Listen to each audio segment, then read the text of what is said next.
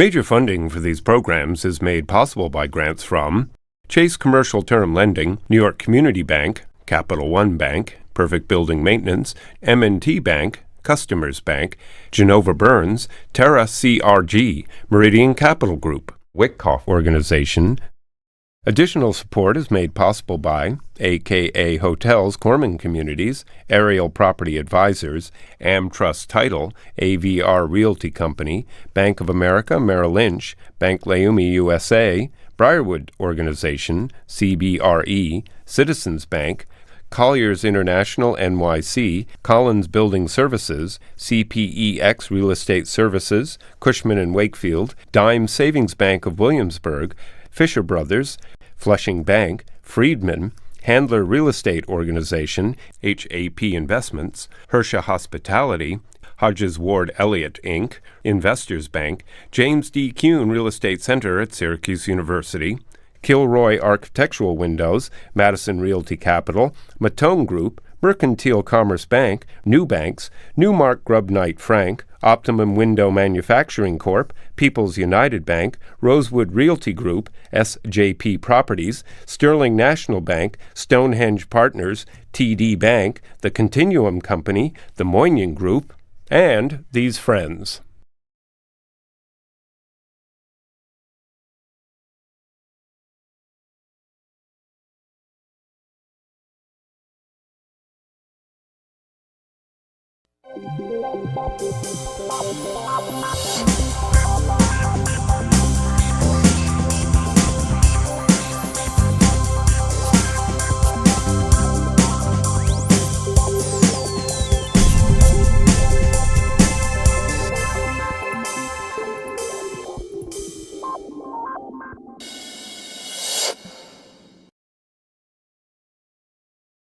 Ridgewood, Bushwick. Who would believe that there's so much dynamic things taking place in this neighborhood? In the borough, one is in Brooklyn and one is in Queens. So today, due to the help of my executive producer, Tom Donovan, we're presenting together what's happening in Ridgewood and Bushwick. My guests, they include Mitch Rutter, who's the principal at Essex Capital Partners, Meir Berbaya, who is the principal at AB Capstone, Barry Radofsky, who's the managing member of Bronstein Properties, and last but not least, the vice chairman of Cushman & Wakefield, Tom Donovan.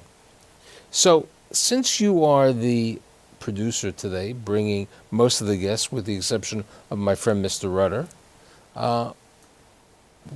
wasn't that the place that you sold your first building when you went into this business? And you were a cop over there? That's correct, May of 1998. So what has happened in the last 18 years? It came out of the Dark Ages, came into the 21st century. So what do you attribute the change from the Dark Ages to the 21st century?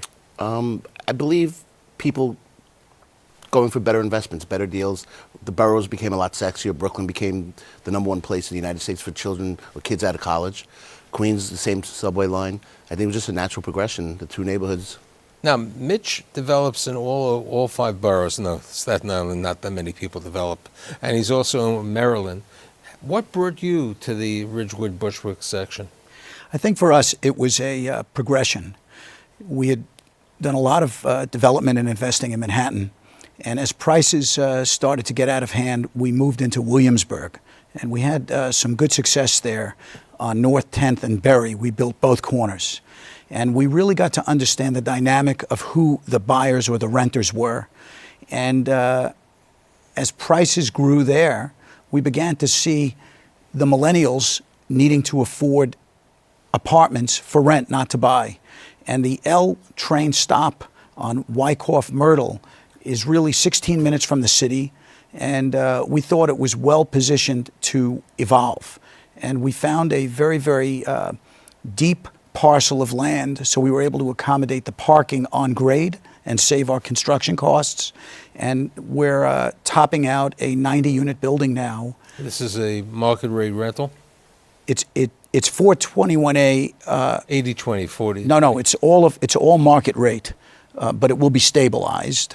And we have 51 bedrooms, 35 twos, and 5 studios. And So when people are looking at pricing, what is and you own other properties in the Bushwick, Ridgewood, and all over Queens and Brooklyn, what's the price differential for somebody to be in a property like you're building over there, which is going to be soon to be ready? Then we're going to talk to about Mayor.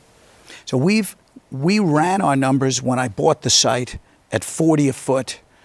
I'm confident that we're going to get 45 a foot, and my leasing agent is telling me I'm going to get 48 to 50 a foot. And you can contrast that with the rents, say, in Williamsburg. 65 to $70 a foot, and to downtown Brooklyn, which is probably the $60 to $70 a foot. Right. So, Mayor, how do you decide that you felt that this was an opportunity? Because you said you develop in other parts of the city. Well, we had a similar story to Mr. Rutter's, where we developed in Don't give him Williamsburg. Mr. Rutter. We'll call him Mitchell. Call him Mitchell. We had a similar story as Mitchell, where we were developing in Williamsburg, and we in 09, 10, and we were projecting $35 in rents, and we ended up getting $65, $70 in rents. And as land prices started going up dramatically in Williamsburg and even then Bushwick, the next market that had the great transportation with the L line and the M line was Ridgewood. And it was a natural progression of where development would take place. So we were trying to get there early, but in Ridgewood there aren't many large parcels that can be assembled, with a great zoning where you can build bulk. We were able to find that and underwrite numbers at $35 to $45 a foot on the rentals and make a successful project. So what are you planning to build there? So we're planning to build a 234,000 square foot building encompassing 129 apartments and 90,000 square feet of retail and commercial and a 350 car parking garage. And we're located right on the Myrtle L and the Myrtle M. So what, with regard to parking, everything, as I was saying earlier, before the show started, the real key to why people are moving to Ridgewood or Bushwick or other sections is they're accommodating to Manhattan, as one would call them, a transit-oriented development, which is why many people are in your Queens properties and other properties. There is a question of how long it takes. That's the question, because there's great opportunities in certain areas like Coney Island, but you're an hour train ride, so it's too far away. Flushing is still, 30 minutes from Midtown Manhattan? Correct. So it's commutable. What brought you to Ridgewood? Well, so we started buying in the Bushwick Ridgewood area in '98. We bought a building in Bushwick, and in those days, as I mentioned before, it was a tough neighborhood. The first time I took my father-in-law to see the property, they were actually doing a drug bust in the hallways. It was a very tough neighborhood, but we got a great deal on the building, and we calmed it down a little bit, and subsequently bought. By the way, I was Tommy's buyer in his first building in Ridgewood. Subsequently bought a building in Ridgewood, and ironically, in those days, Ridgewood was a much nicer neighborhood. It was a much more livable area than Bushwick was. But isn't there a perception in the market? I mean, that the Bushwick neighborhood it's getting gentrified, but it's still a little tougher, It's raw. edgy, yes. So that's one of the key character differences between Bushwick and Ridgewood, which I think is fueling Ridgewood's growth. Ridgewood is a neighborhood already. It isn't filled with industrial buildings. Part of it is landmarked with the townhomes, and the people that live there are working people. There's a large percentage of Hispanic and Eastern European people, and then moving in, and it's working together are these 20-something-year-olds. So it's safe. There's retail there already. It isn't like you have to go out to find a food store. There's a real infrastructure. Okay, there's food stores, so we have a bodega, okay? Or do we have a Key Food, or do we have an Associated? Do we have the Trader Joe's coming in to Ridgewood and Bushwick? We were talking before, you saying that we used to have the 99-cent stores owned by the local business people. Now, with gentrification, the 99-cent store is still a dollar store, but it's owned by Dollar Tree, which is a national public chain. But you were also saying Starbucks is moving in, Chipotle you brought in. As well as other, boutique restaurants. And, going back to your point regarding Trader Joe's and Whole Foods, those are markets that they'd like to get into. And if there were parcels available to accommodate their required parking and their required size, it would be a no-brainer for them to enter these markets. And in our building in particular, the one we're developing at 350 St. Nicholas, these are the types of tenants that we are having negotiations with for the retail. And potentially a retailer like Whole Foods or a retailer like Trader Joe's is potentially a game changer for Ridgewood, and the Ridgewood Bushwick board. I mean, there's a chain, a supermarket chain called Best Market. When A&P went out of business, they took over 12 of their locations. The reason they run very fine operations. They just opened up a store in West Hampton Beach, and they also opened in Hartsdale. The key to their success is they're non-union, so they can operate at a lower operating expense for labor. And they've been in certain rural neighborhoods. They were in Riverhead before Riverhead had the revitalization. So I could see that happen. I could see perhaps the Whole Foods 365, which is a smaller version of the Whole Foods, more of that. And definitely the Trader Joe's or even an Aldi, which has done well in certain parts of the neighborhoods over there. I think there's no doubt that it will come, particularly along the Myrtle-Wyckoff corridor. I can tell you this, we acquired our site 3 years ago, and at that point, we just decided to make it 100% residential. We have no commercial, no retail, and we now are fielding calls that I can't accommodate from retailers ranging from gyms to bars to food stores. It's a big change. Now, what's happening with regard to this parking requirement in certain of these neighborhoods like Ridgewood and on cases, they are waiving parking requirements, but I don't believe it's on a guaranteed site. I think it's on a case-by-case basis. Yeah, we're building, Mayor's building 300 and how many parking spaces? 350 car parking garage, Which will is probably never be filled, but significantly over. That's exactly what I'm saying. There's not a need, because the millenniums who are moving to this neighborhood Are not driving. They don't drive. They live on the zip car, or they live on the city bike, or something like that, or their own bikes. So the requirement that the city put in order for the parking is crazy. It's antiquated zoning laws that haven't been changed that really need to be looked at, especially in some of these outer borough urban areas where there's significant, heavy transportation out of Manhattan.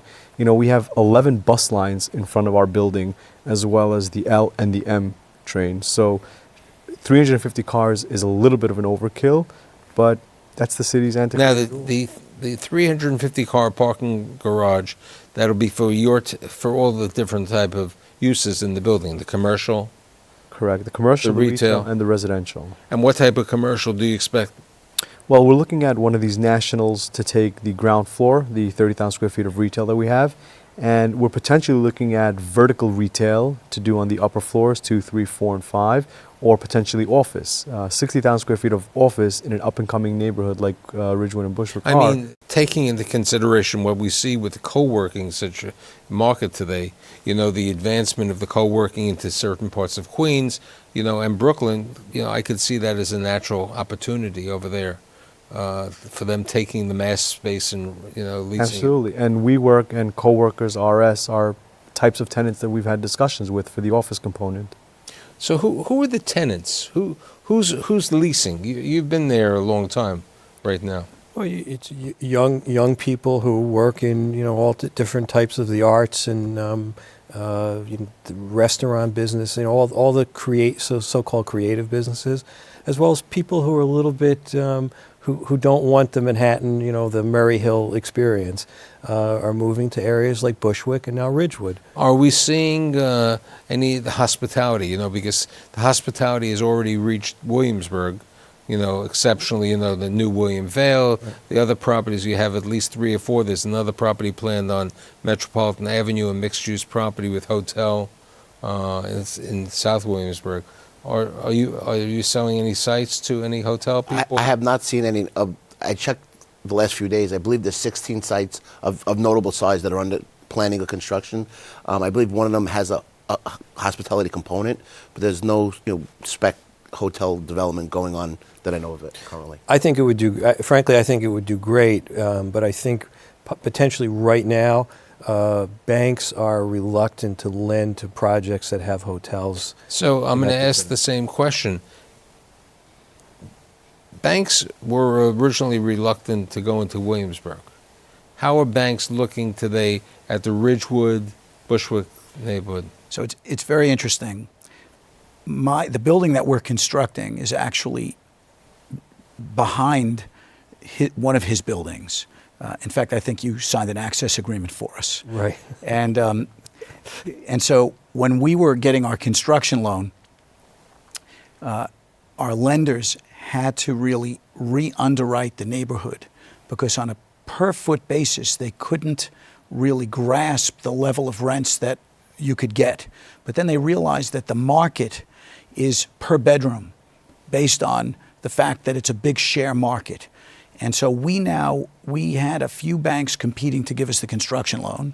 And, we're not ready for our takeout, but we don't see any issue on that. And by the way, before I came here, I just checked some numbers on my rent rolls. So we're talking about 4- and 5-story walk-ups built in the 20s, very nondescript buildings, really nothing, very plain Jane buildings.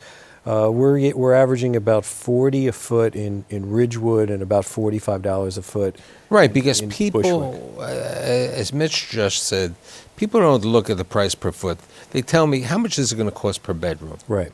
And basically, since we are in a sharing or a co-living environment, that's what happens, okay? Many of the younger developers today, as you know, are following the footsteps of some of the older developers who took these older buildings and converted them where they could make them 3 or 4 bedrooms, very small, it wasn't the size. And if you really looked at the rents on certain of those apartments, they were $90 a foot, forget the $40 a foot. Right. So, if you look at over there. So besides the one project that you're working on, are you doing anything else in the Bushwick Ridgewood? We're aggressively looking for retail and commercial sites currently in the areas due to the lack of the 421A by New York City. We're not looking at any new residential projects in the area, but we're heavily focused on trying to get retail assets and repositioning them with better national tenants. So we've looked along Myrtle. I'm sure we're canvassing the same prospects, trying to buy the non-credit retail one-story buildings all along Myrtle. The problem is that the expectation right now of the owners, they're imputing, in our mind, too low a cap rate. And I'm just taking a breath and waiting for things to readjust. So who's buying? Okay, we have the local people. Do we have any foreign investors? Have we seen private equity funds who have come to you? Yes, private equity funds have come. They usually have a local partner. One of the things we've seen, and throughout the whole area, is high net worth individuals taking a lower expectation. Big families come and say, I'll buy this $5 million, $10 million asset, where typically it would be far too small for them. One interesting thing that we brought up retail. For the first time ever, and I've been working in that neighborhood since 1990, you're seeing new mid-block retail come in off Myrtle Avenue. Family Dollar went in on 1815 Gates Avenue, middle of the block. A dress store, a sneaker store, gearing towards the local community. Those younger, late teens, young 20s coming out of college or in college, hey, they need places to shop. They want a local store, a local bar. But in order for you to make it a local community, you need live, work, shop, visit type of situations. So, it's wonderful that you can have a Family Dollar store and a bodega or a supermarket, but you need some restaurants and you need cafes. You need that type of, those amenities that people are going to stay in the area. I'm sorry, go ahead. Those types of tenants that you just mentioned were actually the first to the scene. So the cafes, the restaurants, the bars are what led the gentrification into Ridgewood and into Bushwick several years ago. So we're seeing that on a larger scale. And like Tommy said, they're on side streets. They're not taking Myrtle Avenue frontage. They're taking one-offs. They're taking warehouses, converting them to restaurants, and creating really, boutique experiences for diners. In Bushwick, you have Roberta's, the pizza place, which is known across the city, and you have a 2-star Michelin restaurant in Bushwick. Although I still can't believe it, Blanca. So you really have some of that. You have plenty of nightlife, art collectives in Bushwick, spreading into Ridgewood as well. One of the problems that people are talking about today about Williamsburg is the possibility, and not the possibility, the reality that the L train may have some difficulties for reconstruction for a number of years. Now, what effect does that have on the Ridgewood Bushwick marketplace? So I think with particularity to my project and the project that you are kicking off, in a way we benefit because we are within a block of a train station for both the L and the M. So there's a built-in safety mechanism for when the L train cutbacks occur. Now, but the M train is not a 16-minute trip to the city. The M train is much longer, litigious type of trip. It to the is city. a bit longer, but it is an option. No, I definitely agreed. I mean, but we don't have in the Ridgewood Bushwick area the opportunity that you have in the Williamsburg neighborhood of a ferry. That's true. Okay, you That's don't fair. have you don't have the ferry over there. But we have rents that are obviously significant. No, I Everyone within 3 blocks of the water can use the ferry, or 4 blocks of the water. Right. At some point, it gets cumbersome to walk to the ferry in cold weather. look. or rainy weather. I think a couple of people have said to me, and I agree. You know, the ferry is fine in the summer. Right. The ferry, but when it's the coldest part of the winter and you're waiting over there and the winds are blowing, the ferry is a very cold alternative Right. as an opportunity. If I did a show 10 years ago on Bushwick and Ridgewood, people would say, "Oh, where are you? You know, are there are there moths in your head?" So my question for the four of you, and since you're all on the ground in the Brooklyn, Queens area, where is the next opportunity besides Ridgewood and Bushwick? In my opinion, I think Sunnyside is really underdeveloped, underserved, underutilized. There's the 7 train, which is a great ride into Midtown, as well as now to Hudson Yards. It's the only train that goes to Hudson Yards, really. And it's really still industrial, very seedy. Potentially, the Sunnyside Yards can be repositioned.